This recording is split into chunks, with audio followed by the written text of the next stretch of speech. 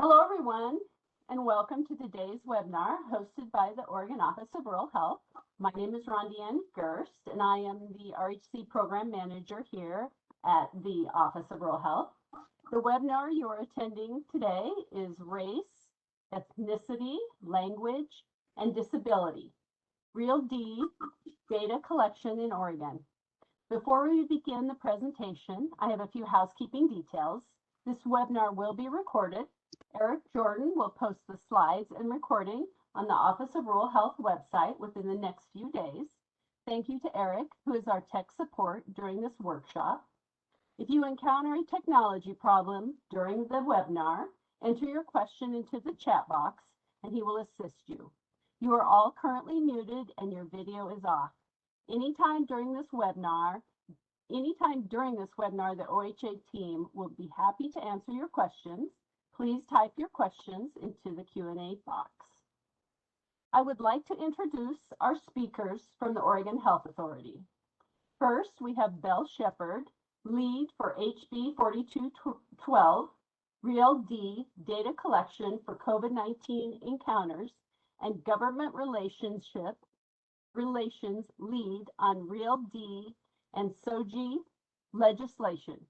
Marjorie McGee, OHA's subject matter expert on all things REALD with Equity and Inclusion Division, and Renee Harger, lead for data collection on REALD for COVID-19 Encounters in OHA's Acute and Communicable Disease Program. OHA team, without further ado, the screen is yours. Thanks, Rondianne. So this is Belle Shepherd speaking, and we do have a slideshow that we'll go through. We can stop and answer questions, but we may cover some of those questions as we go through the slideshow. So I may defer a few if we know that we're going to be covering that later. But we are happy to take questions, and we'll have plenty of time at the end to answer questions as well.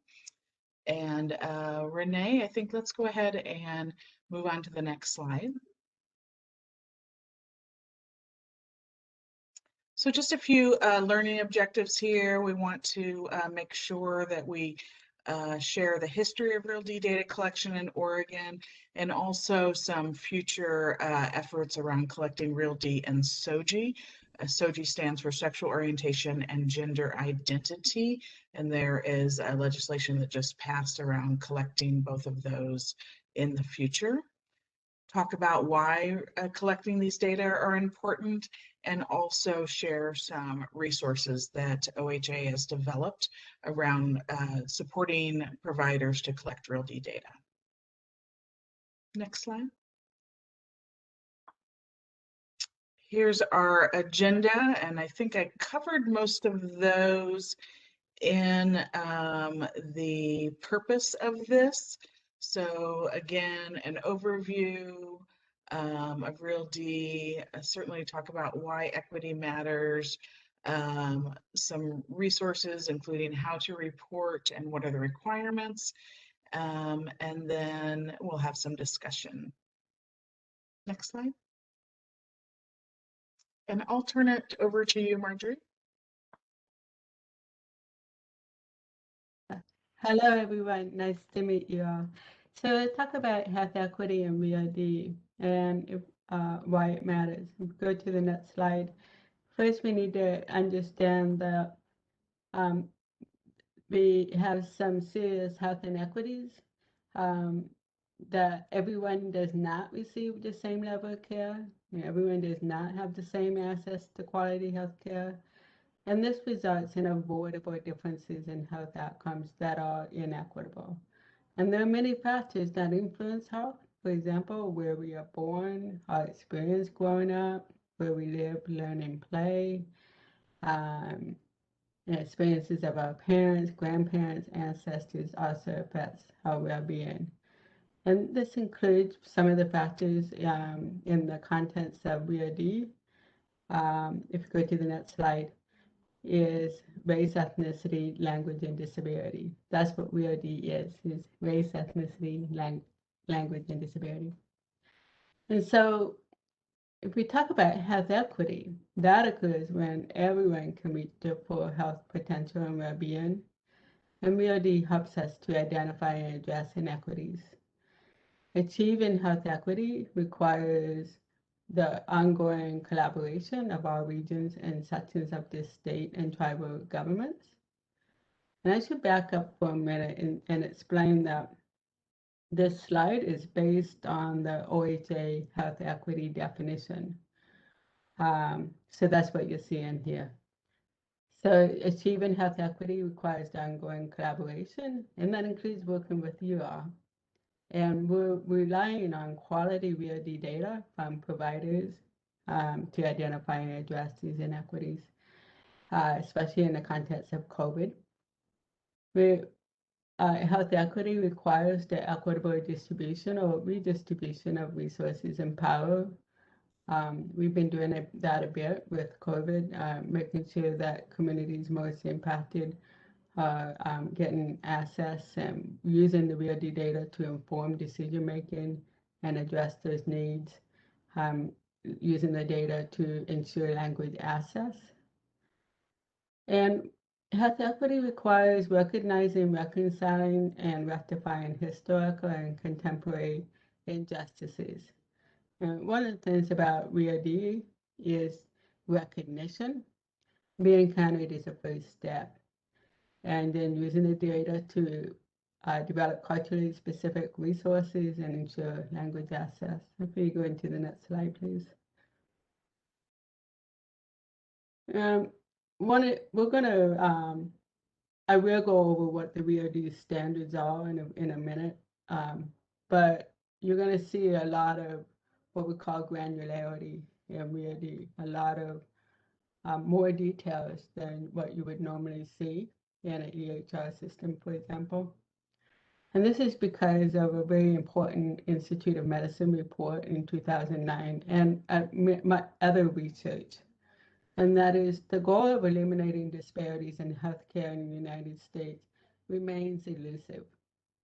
The lack of granularity in race and ethnicity can mask important inequities in health and healthcare.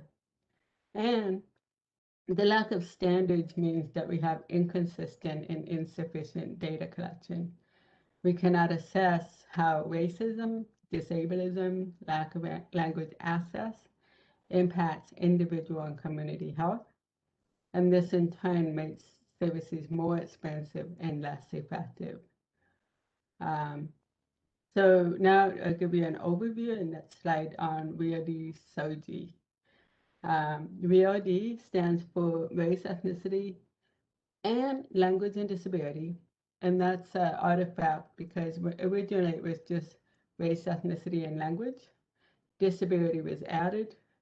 So it's just kept with real and then D, so REALD. SOGI is sexual orientation and gender identity.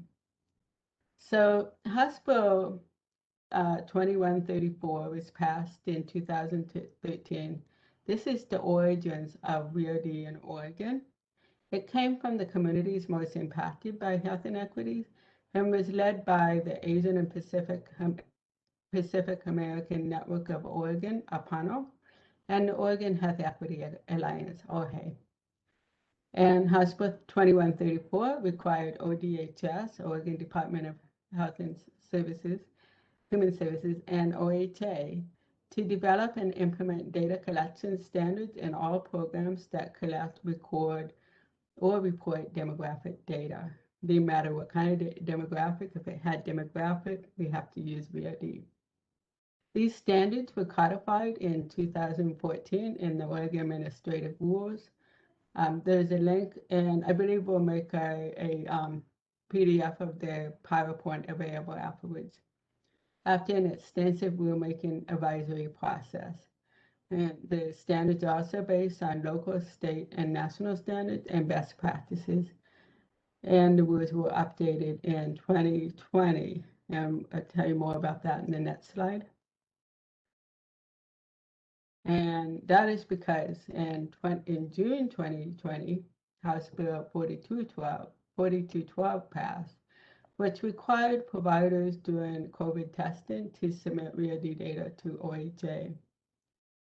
There is another piece of legislation that was just recently passed, House Bill 3159, passed and signed into law by the governor in June. And it expands REALD to include SOGI. So now we're shifting to REALD/SOGI. The plans are to develop the standards for SOGI during the rulemaking advisory committee process in early 2022. House Bill 3159 also requires the annual collection of REALD SOGI from all providers and insurers, likely in 2024-25. We still require REALD for COVID until that time, and then it expands once we have the registry set up to receive that data, then it will be expanded to all providers and insurers. Next slide. And we'll take questions.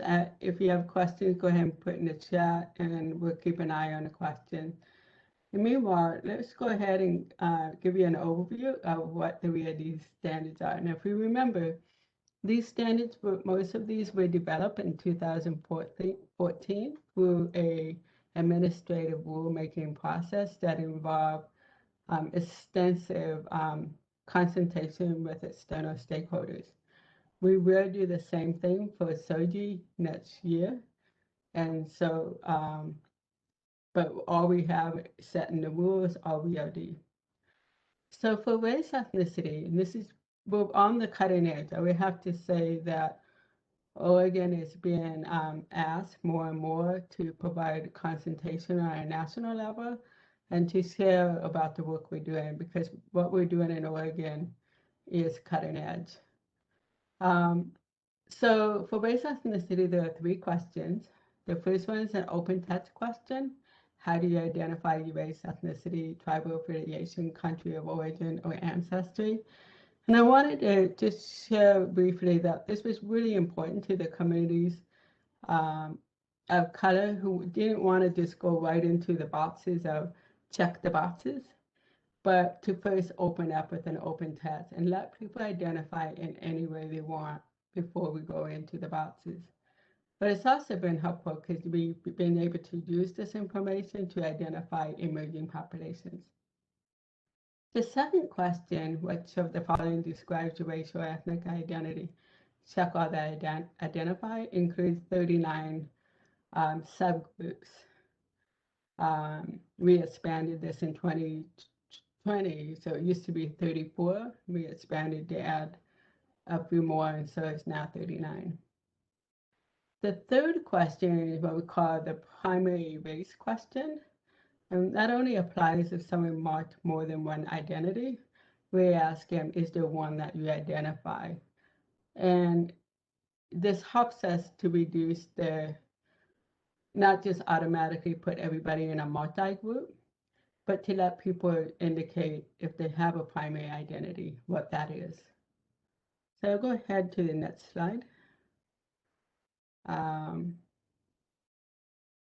For language questions, and this is specifically for client-based settings, and for example, in COVID and hospitals and clinics.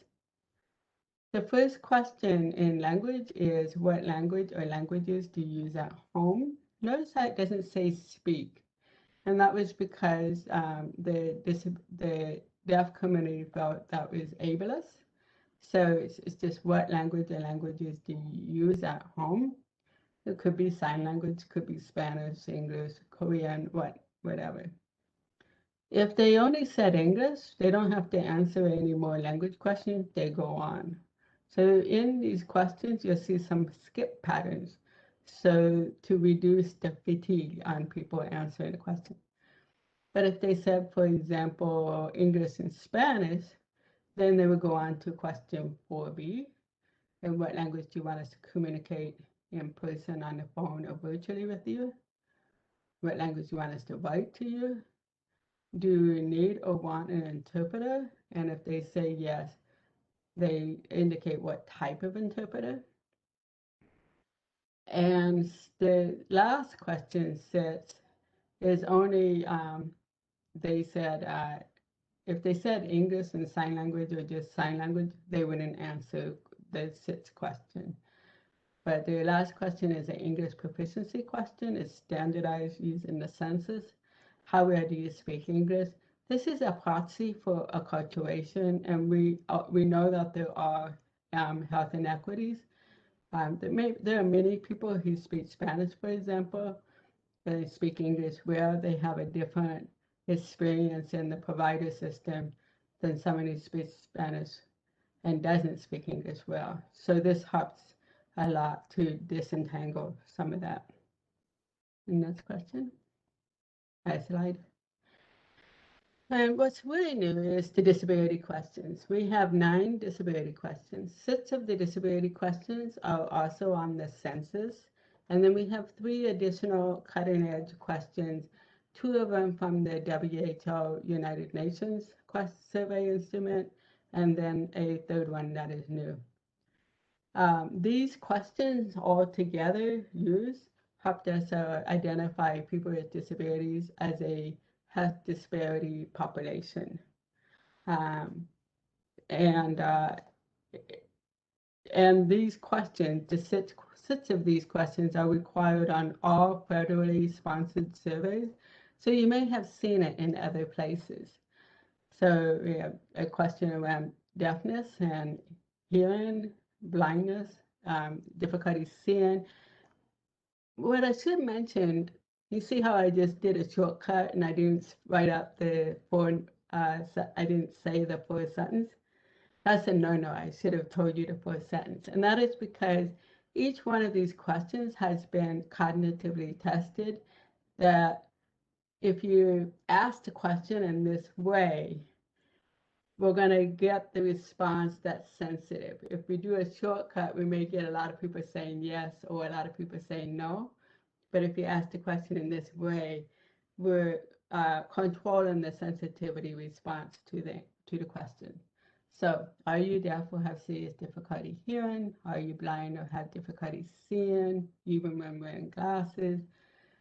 That's all ages. And then there are about 5 additional questions that are for age 5 and up. And then 2 questions that are for ages 15 and up. The 2 questions, 2 of these questions, by the way, are proxies or severity. For example, the question around, do you have difficulty bathing or dressing?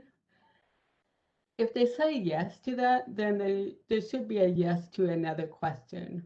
Maybe it's difficulty walking or climbing, or difficulty doing errands alone. And then the second one is the doing errands alone. That's an independent living question. And then the last question is new. It's about mood, intent, feelings, controlling your behavior. This is a question about severe mental health disability. And what we're hearing from people who have severe mental health disabilities is that this question is really resonating, and they're really appreciating that we ask in this question. Because the other question around concentrating and making decisions just wasn't resonating. It wasn't capturing that population. So 9 questions. I know I went over this very quickly, and I can come back to this if there are questions. Let's just check. Yeah. So I want to talk a little bit about the value of these questions on the next slide.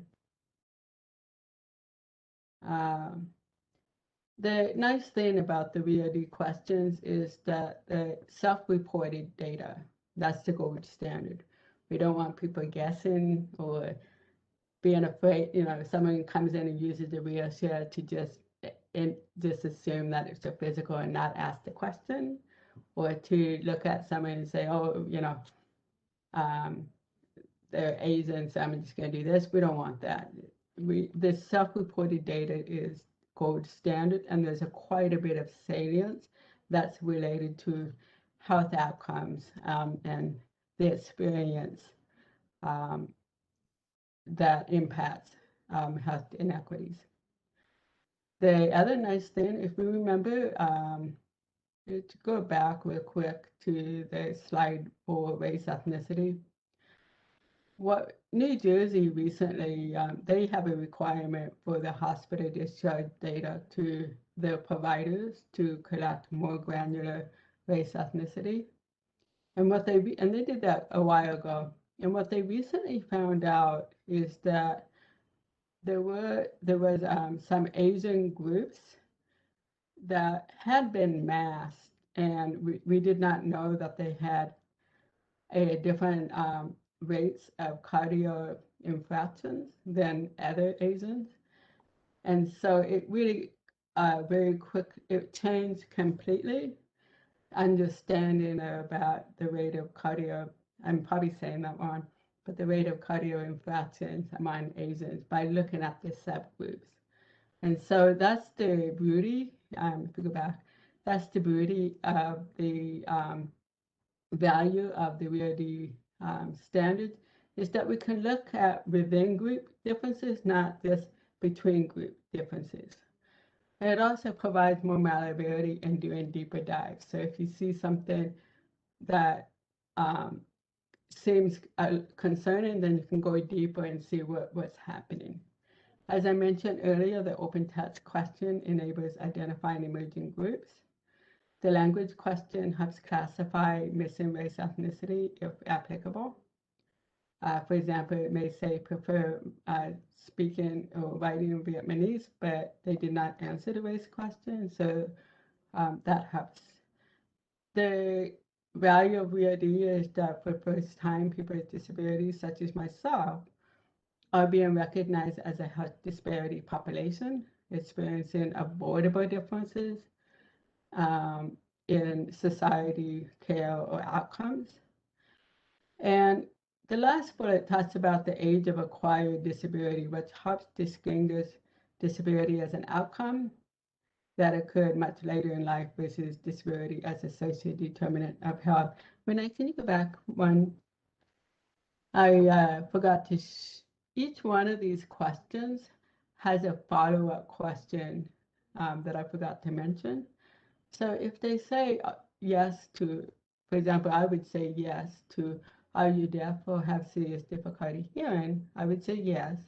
And then there's a pop-up, or I should be able to, another question that says, at what age did you acquire this condition? And for me, I would put 0.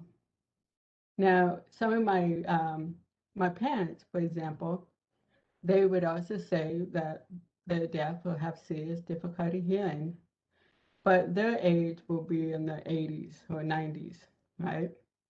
And so if you think about the difference in the life experience between myself growing up with deafness and through the education system, getting the difficulty of getting a job, needing interpreters, captioners, etc., versus someone later in life in the 70s, 80s, it's a very different situation, right? So you're going to the value of the disability questions. The age of acquired disability helps distinguish the disability as an outcome that occurs as a natural part of aging, for example, versus disability as a social determinant of health. Now, so there's some good news here on the next slide, is that you can make REALD work for you at a demographic community level population. You can use data to identify inequities between groups, within groups, or intersectionally, for example, the intersections of race and disability, or race and language. You can use the data to address inequities through community action, policy, and legislative efforts.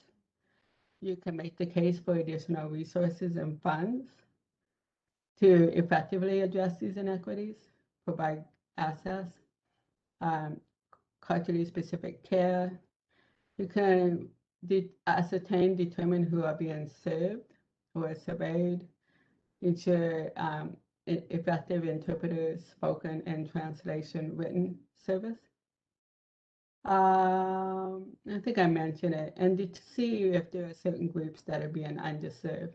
But there's another way that you can make REALD work for you too, and next slide. And that is at an individual level, is that it helps enhance our learning, the social determinants of health learning about an individual, understand the lived experience and the impact on determinants of health, and it counteracts bias, stigma, or assumptions. It enhances patient, member, client-centered approach. You know, for example, if my provider asks me disability questions and I answer, and they do so in such a way that is matter of fact as a demographic, I feel delighted, happy, because it's treating people with disabilities as a health disparity population. But if they come at it with some fear or don't want to offend me, then I'm also taking in some of that stigma. So there's an opportunity to make REALD work for you where we can reduce and counteract the bias and stigma. It provides the space to invite the person to say more about what would be helpful or what they need to know. And it also helps tailor communication service treatment for the person. So I'll stop there. I don't see, maybe I'm not looking at the right thing. I don't see any questions yet. So I'll turn it back to Belle to talk about reporting requirements, unless, yeah, there is a question. We'll get to that question about why provider offices are being forced. We'll get to that. Let's do that at the end. Go ahead, Belle. Great, thank you, Marjorie, appreciate that. I'm going to talk about the requirements from House Bill 4212 that do require REALD data collection for COVID-19 encounters. So next slide. So as Marjorie previously mentioned, House Bill 4212 was passed in June of 2020. That bill itself is a large omnibus COVID bill, sections 40 through 43. If you want to review that, specifically address REALD data collection for COVID-19 encounters. Again, this is a legislative requirement, not an OHA requirement. It requires OHA to enact and implement this rule. That does come from the legislature, and it really also comes from communities that are, we know and we have seen have been most impacted by COVID-19, wanting to collect and report more granular data, as Marjorie shared what that looks like, so that we can again continue to identify health disparities specifically related to COVID. So there are, OHA did go through a rulemaking process August and September of last year to create phases of when folks would begin to collect and report. We're required to start a phase on October 1st, 2020. So phase 1 began with hospitals, providers in a health system, and that's defined, a health system is defined as an entity associated with at least one hospital in Oregon, and providers in federally qualified health centers. We established phase 2 as beginning March 1st. So healthcare facility is defined in this ORS as listed, which is primarily groups of providers that are working in congregate care settings like long-term care facilities, jails, etc. So kind of a broader one, but specific to certain types of facilities. And then all other providers to begin collecting October 1st of 2021. So that's one of the reasons we're here today. There may be assumption that many in the room are part of the phase 3 that begins October 1st. You may be part of phase 1 or 2 as well. I don't have the full list of who's here, but there is a requirement to begin collecting and reporting as of October 1st, if you have not already been doing so for phase 1 or phase 2. We do want to work with providers, however, and so we do have an opportunity to submit compliance plans, and I can talk about that more a little bit later as well. So next slide. There are 2 ways to report. There is the Oregon COVID reporting portal, which is a little bit more focused for small numbers or individuals, a little bit easier in that way, and we can answer any questions around that. And then a comma separated value or CSV file submission that we would work with you on how best to submit that. And that's maybe for slightly larger submissions, but again, it can work for anyone, and we can help identify what might be the best method for your organization if you're unsure. Next slide. So again, we do have an opportunity for a compliance plan. As I stated, the different phases of when folks are required to collect and report.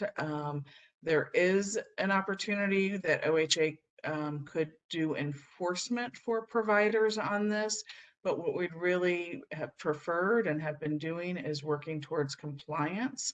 Again, the more data we collect, the more that we are able to discover and identify health inequities, particularly related to COVID, and how we can best serve communities throughout Oregon, whether that's through resources, language access, or other specific focused measures to serve those communities best and reduce that inequity of COVID.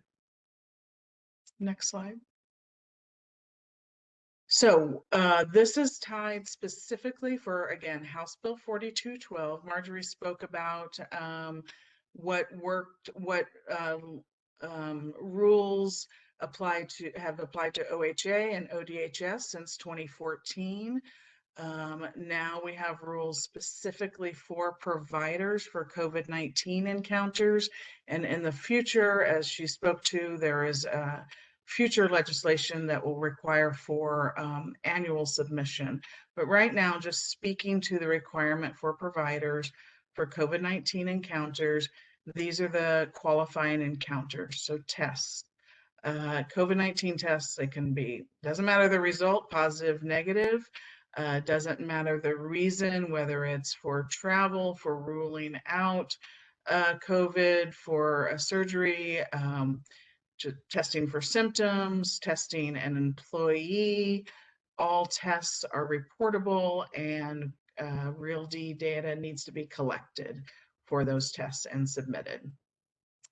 Hospitalizations for COVID-19, COVID-19 deaths, and multi-system inflammatory syndrome in children, which is also called MIS-C.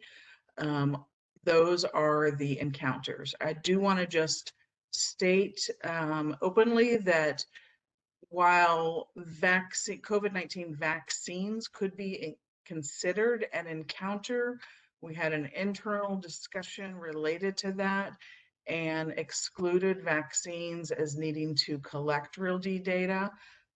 There is demographic data that's collected for COVID-19 vaccines, so there is a way that we can review those. However, we would have had to do some additional rulemaking and rule changes, and we didn't want to delay COVID-19 vaccines. So it's these 4 encounters. Next slide. So who has to collect and report? So it's the responsibility, and that again was based on legislation and rulemaking of the provider, the attributing provider. So the provider who presides over those specific COVID-19 encounters, who orders the test, who presides over hospitalizations or deaths or missed C. It is not the facilities requirement. However, many facilities, of course, have multiple providers and are identifying the best way to work this for their organization. So, you know, it may be that an organization or even a small provider's office delegates the collection of REALD data to front office staff or a medical assistant, and delegates that process of reporting to another staff member. That's fine, whatever that workflow works, but it is specific to that attributing provider. So some organizations may be on the list that are required to report and collect, but perhaps there is no qualifying encounter within that facility. An example could be an ambulatory surgical center where the patients who come in for surgery are required to get COVID-19 tests prior to surgery, but the COVID-19 test occurs outside of the facility, and that ambulatory surgical center has no testing inside the facility. So even though they might be on the phase 2 list to collect and report, if there is no qualifying encounter within that organization, then there is no responsibility to collect and report. Next slide.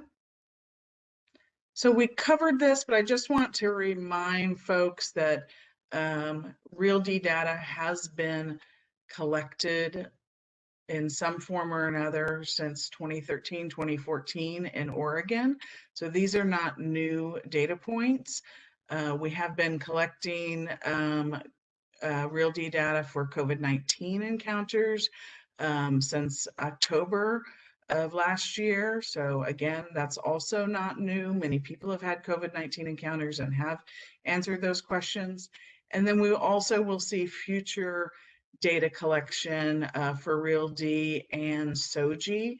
As Marjorie stated, that won't occur until Oregon Health Authority has created a registry where there is a method that you can check to see whether it's been already collected within the year, and also there will be some patient access and provider access to that. And I know that gets to some of Deb's questions in the chat. There is future planning towards that.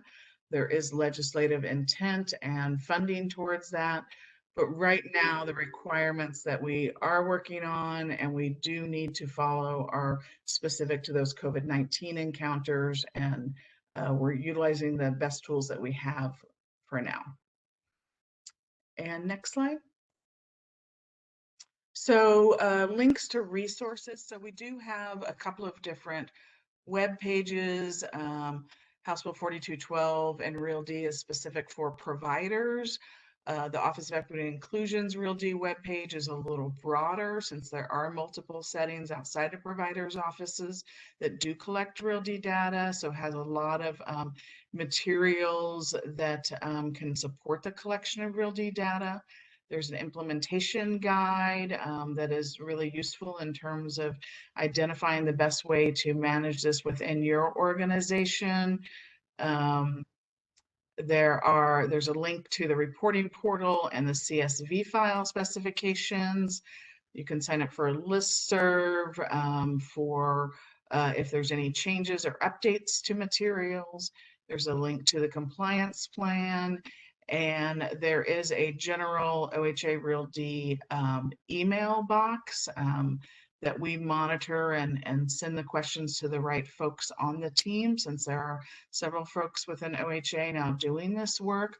So you can always send questions there, and we'll respond with that. And I know, Marjorie, you wanted to speak a little bit more about the tool, so I'll turn that over for you now, if that's a good time. Yeah, it is. So Yeah, thank you for your questions. It's important, and I'm sure others are thinking the same questions. So we are exploring we know that there's got to be easier ways to do this work. And in some of the larger systems, they're integrating this into the workflow and into the MyChart and EHR system. But for some of the others, and for example, when we do mass testing, you got 100 people in line, is there a way to do this easier? And so we are exploring a smart tool, smartphone app, an application to make it easier. And we can say more about that. And I do know that there's a lab, there are some entities that have developed that too, and we can share information about that if you email us. There's about messaging about REALD, you mentioned about fearful government retaliation, etc. We have developed some one-pagers and posters you can put in your offices, and one-pagers that you can share in a link or provide in person that talks about what REALD is in the context of COVID, what it is, why we ask, what do we do with it, to help assure people that we're not using this data, that this data cannot be used to in a way that hurts them. So we have some resources on our website.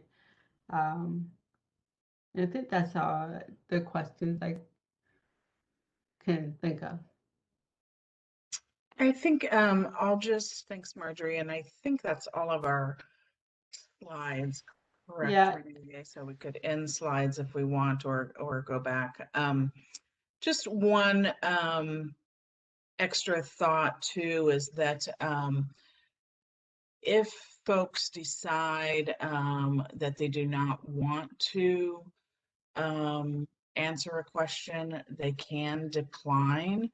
And Marjorie can always speak to this better than me, but what we've found is that it's rare that someone may decline all questions. They may decide, oh, I don't want to answer that around language, or I'm uncomfortable or just tired of filling out paperwork. So that was one of the questions. So patients can decline, or someone who's answering the questions for a patient can decline if they said no as well. But it is rare that someone would decline all questions. So we still, best practice is to go through all of the questions and decline them individually. And that's an option in terms of reporting. And that's, they may come back 2 weeks later feeling better and be okay answering some of the questions. So just as a note that I think, Marjorie explained quite a bit about how folks really actually feel more seen, heard, and understood when the questions are asked. But sometimes the uncomfortableness lies with those of us who are asking the questions, and not so much with those who are asked to answer them and would like to be heard and seen. I don't know if you have more to add to that, Marjorie, or not. No, it's just maybe, Renee, could you talk real quick about the CSV option? Because people may be using the portal, which takes more time, and maybe explain what the CSV spec file is.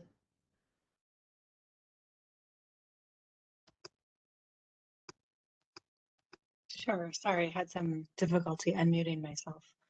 The CSV option was a secondary option made available late last year, and it was it's a better option for larger volume submitters. So organization sites that may submit hundreds rather than every day or every week, and it consists of setting up a secure account to transmit those REALD data And that's something that I have been the contact person at OHA to do so. Renee, So we you're breaking up a bit. I don't know if it's a video and okay. Sorry about that. I'm not sure. Maybe I'll turn off the video and see if that helps. I'm not sure if audio is better. you're still breaking up a bit. Maybe you can add to the chat. Sure, I will do that. Yeah, okay, sorry.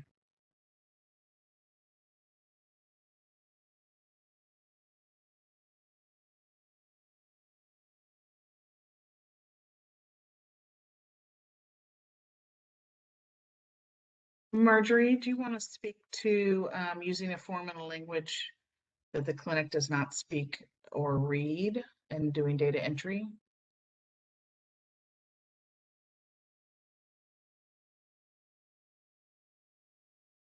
Are you muted?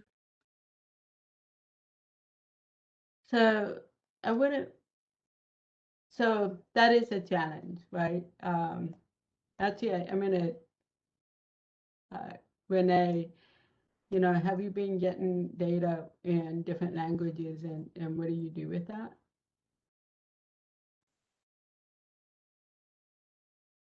Or has it all been in English? The data that we have received has been in English. Okay. I don't know of any instance of data in another language that we've received. Yeah, I mean, I think most of the data is checkboxes and age, right? And then there's an alignment. So the questions are in the different language translations. We have these translated in 20-some languages. And so if they use the template, then you'll be able to match it to the English version. The only caveat to that, it might be the open response question for race ethnicity. If you don't know what it is in English, just write in what you see in the other language, if you can. And do people know about all those? I'll put a link in the chat that will give you a place to look at all the forms in other languages. Here we go. This link that I just gave you, there's the generic list of templates. That's all ages. The other column is for parents and guardians filling out for a child. So it's saying, does your child this, does your child this, instead of are you. So that's the difference between the two forms.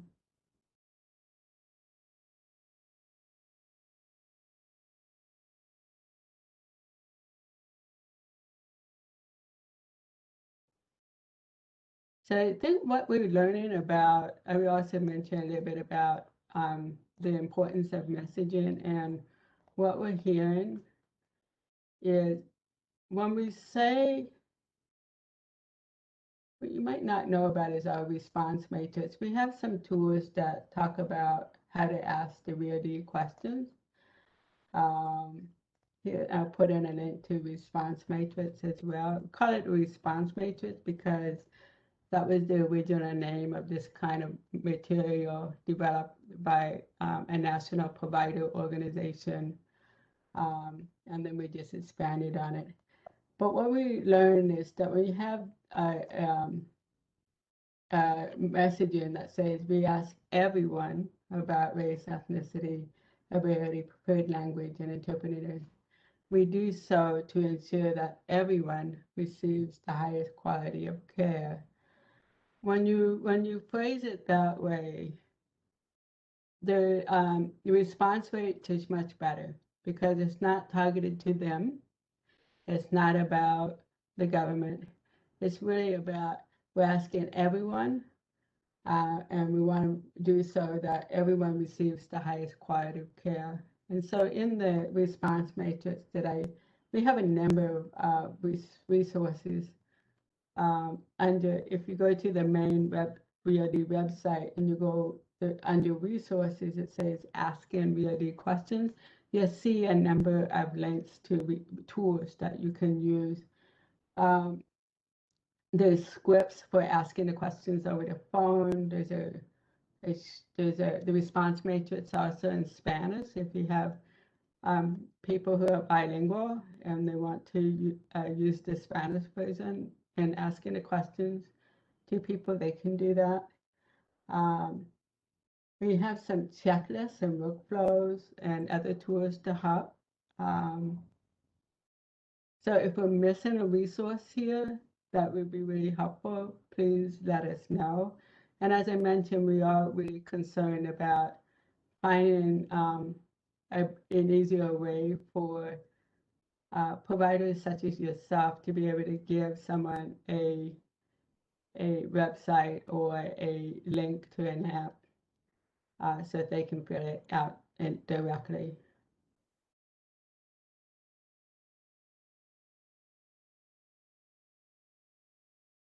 And Belle, anyone else?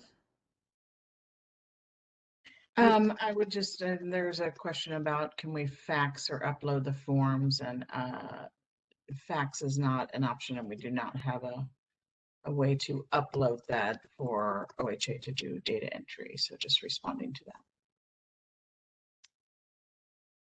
All right.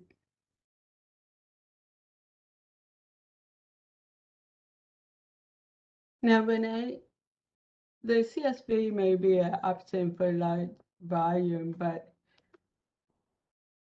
if they have 50 tests over a week, that would also be okay. I mean, is there a limit on how many tests they must be doing before they would use CSV? There's no limit, right? No, it's purely the preference of the site, the choice of the sites through which mechanisms they report, whether it's through or COVID reporting portal or the CSV option.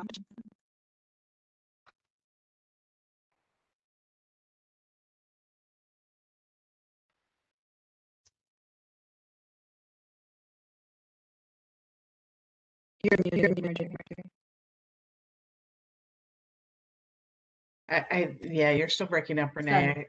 But I think what you said was there's not a limit. There's no limit. So thank you, Renee. Sorry, I was muted. There's no limit, and the thing that's nice about the CSV option is to make that work, you have to take that data and put it into a system on your side, which means that you're now going to be able to use that data yourself to identify and address inequities. That's really important to be able to use this data for your own practices as well.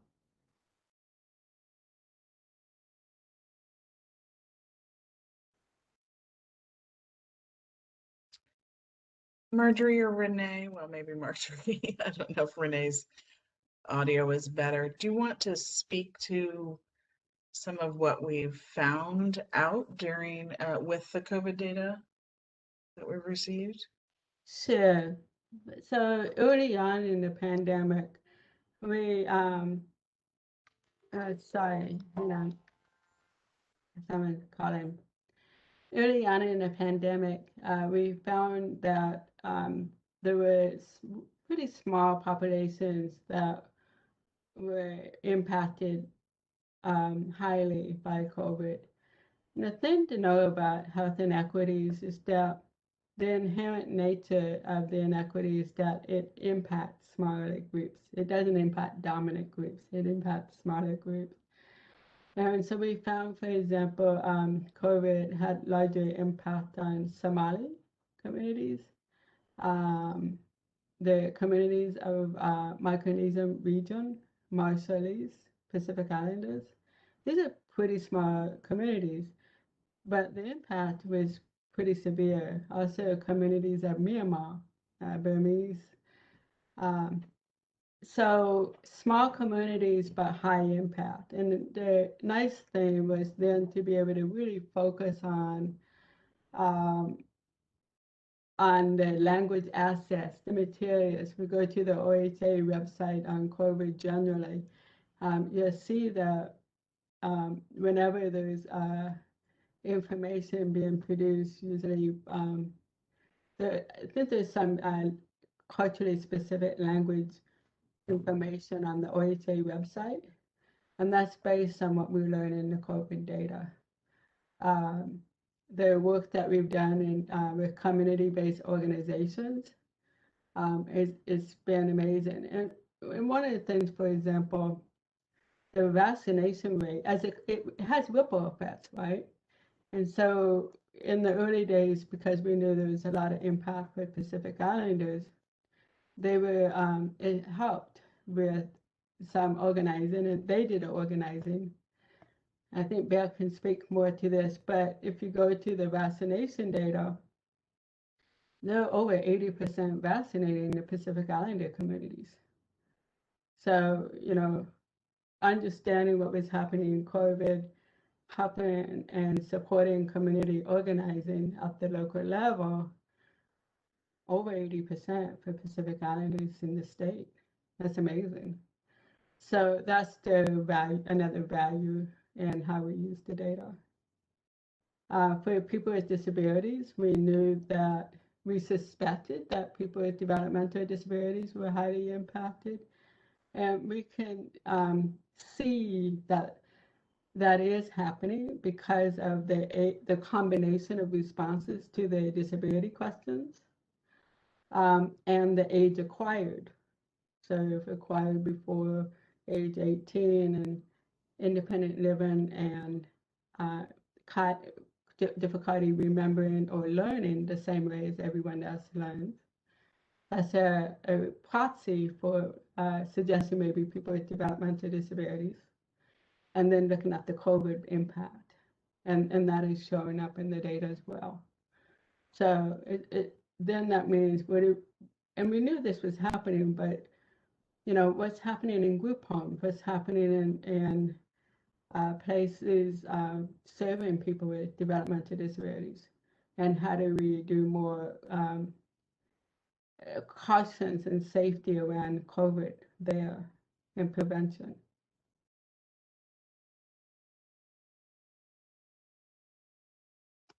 And Marjorie, there's a question, will the state be helping to provide guidance on how to address inequities? You would be, after my own heart, I would be happy to provide guidance. So we don't, I think once you get some data together for your organization, let's start talking. In the meantime, we are working on a dashboard, a Tableau dashboard type. It will come out probably early 2022. Hopefully you could filter and look at what's happening for your organization, or maybe it's as a group, and then we can use that also to have guidance on how to address inequities. We've been really focused on implementing REALD, that getting to the so what, what do we do with it? We haven't been able to do as much as we would like.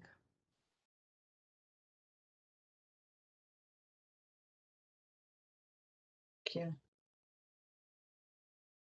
I have us 1 minute left, Randianne. I don't know if you have any last parting thoughts for the group, and you're on mute. I see one question, Belle. I don't know if my audio is better. It is. Good. Yeah. Oh, all right. What is an acceptable compliance plan? Honestly, I'm not even sure where to start. Yeah, so I did respond that there's a specific form. So I would recommend looking at that form, and really it is asking what steps the organization is going to take to come into compliance. And we are not necessarily defining that, but we will review that, and if you have questions once you've seen that form on what should be included, please reach out. And Deb, your question about the BCPCH program, I don't know about that. I haven't had conversations, and I don't know, Marjorie or anyone else, if you've had conversation with BCPCH about REALD data collection, but that's something we could check on, but I'm not certain.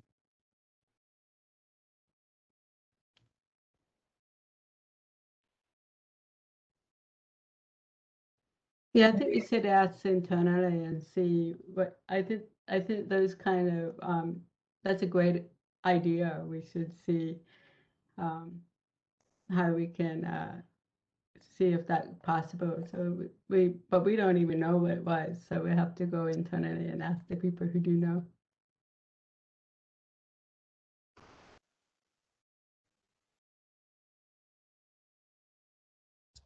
Okay, and I think we are at 1 o'clock. Thank you, everyone. Appreciate the opportunity to have this conversation, and please, we'll send you information, and please feel free to reach out. Yes, thank you, Belle and Renee and Marjorie. I'm sure the RHCs appreciate this information. I will send out the slides and any links or additional resources that Belle or Marjorie send me. So please do that, and I'll get that sent out to the clinics. And thank you, everyone, for attending, and have a wonderful rest of your day. Thank you. Thank you, everyone. Thank you. Bye-bye.